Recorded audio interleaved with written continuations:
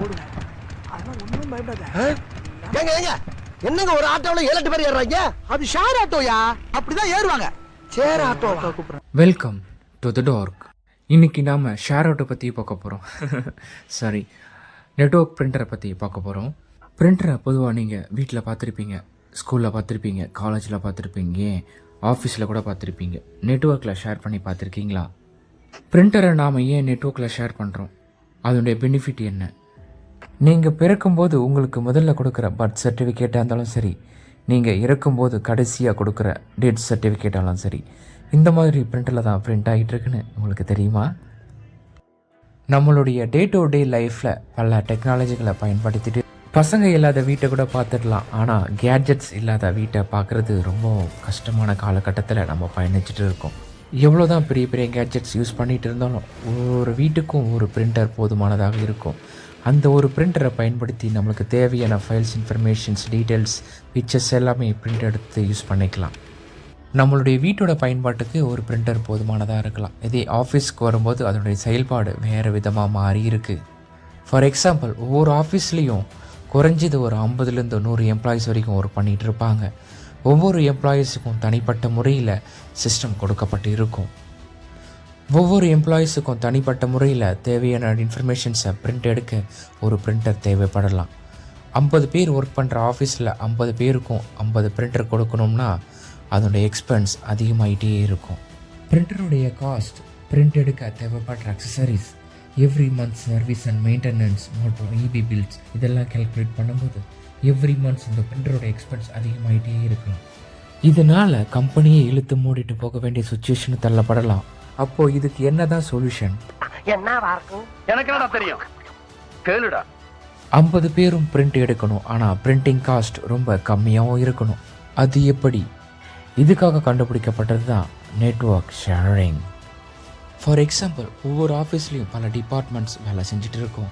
ஒவ்வொரு டிபார்ட்மெண்ட்ஸ்லேயும் குறைஞ்சது ஒரு 5லேருந்து 10 பேராச்சும் வேலை செஞ்சு 50 பேருக்கு 50 பிரிண்டர் கொடுக்க வேண்டிய இடத்துல ஒவ்வொரு டிபார்ட்மெண்ட்டுக்கும் ஒரு பிரிண்டர் கொடுத்தா அதுவே போதுமானதாக இருக்கும்.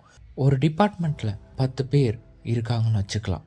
அந்த 10 பேருக்கு ஒரு பிரிண்டரை நெட்வொர்க்கில் ஷேர் பண்ணிட்டோம்னா அவங்களுக்கு தேவையான டாக்குமெண்ட்ஸ் எல்லாம் அந்த ஒரு பிரிண்டரில் ஷேர் பண்ணி பிரிண்ட் எடுத்து யூஸ் பண்ணிப்பாங்க. இந்த நெட்வொர்க் ஷேரிங் மெத்தட்ஸை ப்ராப்பராக இம்ப்ளிமெண்ட் பண்ணி யூஸ் பண்ணும் பொழுது இதனால் ஆஃபீஸோட எக்ஸ்பென்ஸ் எல்லாம் பெரிய அளவில் சேமிக்கப்படுது. தேவையில்லாத பல செலவுகளை கண்ட்ரோல் பண்ணி உங்களுடைய பணத்தை சேமிக்க இது வழிவகுக்கும். இப்போது நெட்வொர்க் ஷேரிங்னா என்னென்னு புரிஞ்சிருக்கும். வாங்க வீடியோக்குள்ளே போகலாம். ஒரு பிரிண்டரை நெட்வொர்க்கில் ஷேர் பண்ணி எப்படி பிரிண்ட் எடுக்கலான்றதை பார்க்கலாம் வாங்க. இது மற்ற வீடியோ மாதிரி இருக்காது, இது ஒரு இன்ஃபர்மேஷன் வீடியோ. அதனால் இந்த வீடியோவை கடைசி வரைக்கும் பாருங்கள். இம்ப்ரமேஷன் இஸ் வெல்த். ஊரெல்லாம் ஓடி அலைஞ்சு உழைச்சி சம்பாதிக்கிறது எதுக்கு? இதுக்கு தானே இம்ப்ரமேஷன். இந்த ஹெச்பி பிரிண்டரை தான் நெட்வொர்க்கில் ஷேர் பண்ணி பிரிண்ட் பண்ண போகிறோம். இது ஒரு மல்டி ஃபங்க்ஷன் பிரிண்டர். இது ஒரு all in one wifi printer. இதில் நம்ம யூஎஸ்பி கனெக்டர் மூலிமா கனெக்ட் பண்ணிக்கலாம், இல்லை ஒய்ஃபை மூலிமா அக்சஸ் பண்ணி பிரிண்ட் எடுத்துக்கலாம், இல்லை டைரெக்டாக லேண்ட் கேபிளை கனெக்ட் பண்ணி நெட்வொர்க் பண்ணி பிரிண்ட் எடுத்துக்கலாம். இப்போ நம்ம நெட்வொர்க்கை லேண்ட் மூலிமா தான் கனெக்ட் பண்ணி நெட்வொர்க் பண்ண போகிறோம். அதுக்கு ஒரு எண்டில் லேண்ட் கேபிள் கனெக்ட் பண்ணிவிட்டு இன்னொரு எண்டில் சுவிட்சில் ரவுட்டரில் கனெக்ட் பண்ணிக்கலாம். பிரிண்டருக்கு பவர் கேபிள் கனெக்ட் பண்ணிவிட்டு லேண்ட் கனெக்ட் பண்ணுறதுக்கப்புறம் நம்ம உள்ள செட்டிங்ஸில் போயிட்டு நெட்வொர்க் செட்டப் பண்ண ஸ்டார்ட் பண்ணலாம். இந்த நெட்வொர்க் செட்டப்க்கு எல்லா பிரிண்டருக்கும் காமனாக தான் இருக்கும், கொஞ்சம் சிமிலர் டிஃப்ரென்ஸ் இருக்கும். ஸோ வாங்க மெத்தட்குள்ளே போகும். இதில் செட்டப்குள்ளே போயிட்டு நெட்வொர்க் செட்டப் சூஸ் பண்ணிக்கலாம்.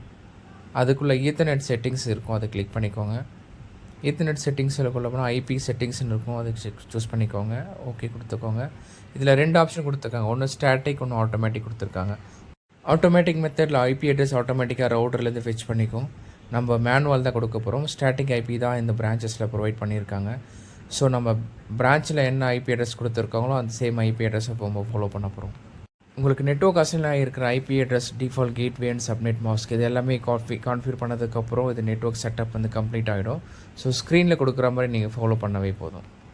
IP address, default gateway, subnet mask எங்கே எடுக்குதுன்னு தெரியலையா? அப்போ இதை பாருங்கள். விண்டோஸ் சர்ச்சில் போயிட்டு கமாண்ட் ப்ராம்ப்ட் டைப் பண்ணுங்கள். கமாண்ட் ப்ராம்ப்ட் உங்களுக்கு ஷோ ஆகும், அதை கிளிக் பண்ணிக்கோங்க. அந்த கமாண்ட் ப்ராம்ப்டில் நீங்கள் ஐபி கான்ஃபிக்னு டைப் பண்ணி என்ட்ரு பண்ணிங்கன்னா உங்களுடைய ஐபி அட்ரஸ் டீட்டெயில்ஸ் எல்லாமே உங்களுக்கு ஷோ ஆகும். அதில் IPv4 address, subnet mask, default gateway எல்லாமே உங்களுக்கு ஷோ இருக்கும். ஸோ இதிலேருந்து நீங்கள் டீட்டெயில்ஸ் எல்லாமே எடுத்து யூஸ் பண்ணிக்கலாம். ஃபஸ்ட்டு ஐபி அட்ரஸ் என்டர் பண்ணிக்கோங்க. ஐபி அட்ரஸ் என்டர் பண்ணதுக்கப்புறம் சப்நெட் மாஸ்க்கு சூஸ் பண்ணி அதனுடைய வேல்யூஸ் என்டர் பண்ணிக்கோங்க.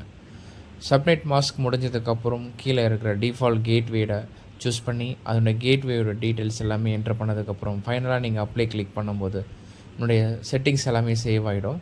ஸோ கனெக்ஷன் ப்ராப்பராக இம்ப்ளிமெண்ட் ஆனதுக்கப்புறம் நீங்கள் சிஸ்டமில் கனெக்ட் பண்ணி டைரெக்டாக பிரிண்ட் கொடுத்துக்கலாம். பிரிண்டரில் ஐபி டீட்டெயில்ஸ் கான்ஃபிகர் பண்ணதுக்கப்புறம் உங்கள் சிஸ்டமில் கண்ட்ரோல் பேனல் ஓப்பன் பண்ணி ஆட் பிரிண்டர் கொடுத்துக்கோங்க. இந்த மெத்தடில் ஐபி அட்ரஸ் மூலிமா நம்ம கான்ஃபிக் பண்ண போகிறோம். ஸோ பிரிண்டரில் என்ன நீங்கள் ஐபி அட்ரஸ் கொடுத்தீங்களோ அந்த ஐபி அட்ரஸ் இங்கே நீங்கள் டைப் பண்ணிவிட்டு நெக்ஸ்ட் கொடுத்தீங்கன்னா ஆட்டோமேட்டிக்காக அது நெட்வொர்க்லேருந்து ஃபெச் பண்ணி அந்த பிரிண்டரை இன்ஸ்டால் பண்ணி கொடுத்துரும். ஸோ நான் இங்கே பிரிண்டரில் கொடுத்த ஐபி அட்ரஸ் கொடுத்துட்டு நான் நெக்ஸ்ட் கொடுத்துருக்கேன். ஸோ கனெக்டிங் பிரிண்டர்னு வருது. ப்ராப்பராக இம்ப்ளிமெண்ட் பண்ணியிருந்தீங்கன்னா ஆட்டோமேட்டிக்காக நெட்வொர்க்லேருந்து ஃபெச் பண்ணி அந்த பிரிண்டரை உங்களுக்கு ஆட் பண்ணி கொடுத்துரும். ஸோ நம்மளுக்கு இப்போ சக்ஸஸ்ஃபுல்லாக ஆட் ஆகிருக்குன்னு சொல்லி ஒரு கமெண்ட் பாக்ஸ் வந்திருக்கு. ஸோ ஒரு பிரிண்ட் டெஸ்ட் பேஜ் கொடுத்து பார்க்கலாம் பிரிண்டர்லேருந்து பிரிண்ட் வருதான்னு சொல்லிவிட்டு. பிரிண்ட் டெஸ்ட் பேஜ் கொடுத்ததுக்கப்புறம் பார்த்திங்கன்னா சிஸ்டம்லேருந்து பிரிண்ட் வந்திருக்கு. ஸோ நம்ம சக்ஸஸ்ஃபுல்லாக ஒரு நெட்வொர்க்கில் ஒரு பிரிண்டரை ஆட் பண்ணி கான்ஃபிக் பண்ணி பிரிண்ட்டும் எடுத்தாச்சு. இந்த மாதிரி இன்ஃபர்மேட்டிவ் வீடியோஸை நீங்கள் ஃப்யூச்சரில் தெரிஞ்சுக்க எங்கள் சேனலை சப்ஸ்கிரைப் பண்ணி ஃபாலோ பண்ணிக்கோங்க. என்னுடைய டாஸ்க்கு நான் கம்ப்ளீட் பண்ணியாச்சு. இனி நான் வீட்டுக்கு போக வேண்டிய நேரம் வந்தாச்சு. அம்மா, என்னப்பா? மகாலட்சுமி மாதிரி இருக்கேன் மாதாவே. இந்த ஆட்டோ முன்னால வந்து நின்று என்னை வழி அனுப்பி வைதாயி. நீ வாய் நிறைய சிரிச்சாத்தான் நான் கை நிறைய சம்பாதிக்க முடியும். மகராசனா போய் கை நிறைய சம்பாதிச்சிட்டு வாடா என் தங்கம். வர்றந்தாயி தாயில்லாமல்